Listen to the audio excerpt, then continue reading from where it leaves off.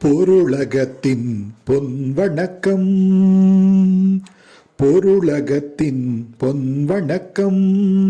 விழியத்தை பாருங்கள், நுட்பத்தை நுகருங்கள். பொருளகத்தின் பொன்வணக்கம். பொருளகத்தின் பொன்வணக்கம். பொருளகத்தின் பொன்வணக்கம். இன்னொரு விழியத்திற்கு உங்களை அன்புடன் வரவேற்கின்றோம். இன்று நாம் 4 வகையான ப்ராம்ப்ட் இன்ஜினியரிங் குறித்து பார்க்கலாம். முதலாவது நான் கொடுத்துள்ள ப்ராம்ப்ட் இன்ஜினியரிங்கில் share the DNS configuration steps in CentOS 7 என்று கொடுத்துள்ளேன். இதற்காக நாம் பயன்படுத்தி கொண்டிருக்கும் டூலானது cursorAI என்பதாகும். நான் இப்பொழுது கொடுத்துள்ள ப்ராம்ப்டில் share the DNS server configuration steps in CentOS 7 என்று கொடுத்துள்ளது சிஸ்டம் அட்மின்களுக்காக ஆகும். இது இணையத்தில் தானாக இணைந்து கொண்டு அதில் உள்ள தேவையான படிமுறைகளை எடுத்து ஒன்றன் பின் ஒன்றாக எனக்கு வழங்கி கொண்டிருக்கிறது. இது சிஸ்டம் அட்மின்கள், SME என்று அழைக்கப்படக்கூடிய சப்ஜெக்ட் மேட்டர் எக்ஸ்பர்ட் போன்றவர்களுக்கு இந்த வகையான கன்ஃபிகரேஷன் அமைவுகள் பெரும்பாலும் உதவும். இரண்டாவது ப்ராம்ப்டாக நான் rules and responsibilities of data analyst in 2023 என்று கொடுத்துள்ளேன். இந்த ப்ராம்ப்ட் கொடுத்த பிறகு எனக்காக என்னென்ன நான் கேட்டேனோ அதற்குரிய விடையினை இங்கே பகிர்ந்திருக்கிறது.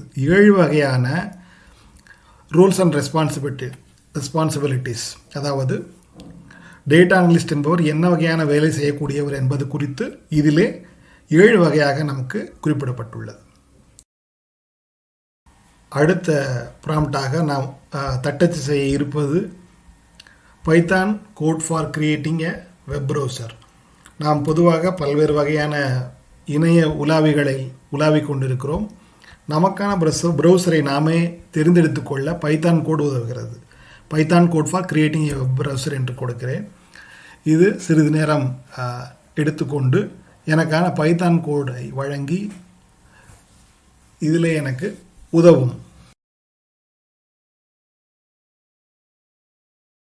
இப்பொழுது நமக்கான ஃபுல் கோடானது நமக்கு இங்கே வந்து கிடைத்துவிட்டது.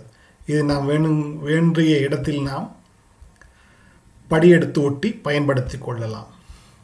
இன்னொரு ப்ராம்ப்டையும் நாம் இங்கே காணலாம்.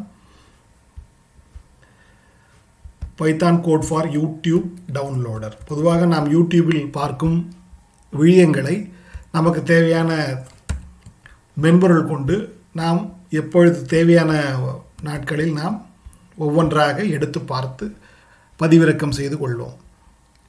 அதை நாம் பைத்தான் கோடில் கொண்டே நாம் செய்ய முடியும்.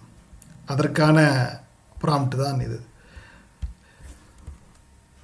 நான் இங்கே இதை கொடுத்து Python code for YouTube downloader என்று கொடுத்திருக்கிறேன். இங்கே நமக்கு தேவையான கோடானது ஜென்ரேட் ஆகும்.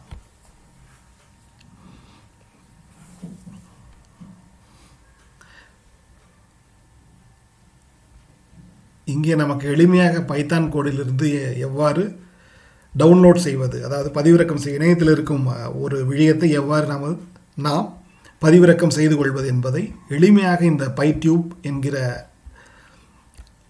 பொதியானது நமக்கு விளங்க வைக்கின்றது.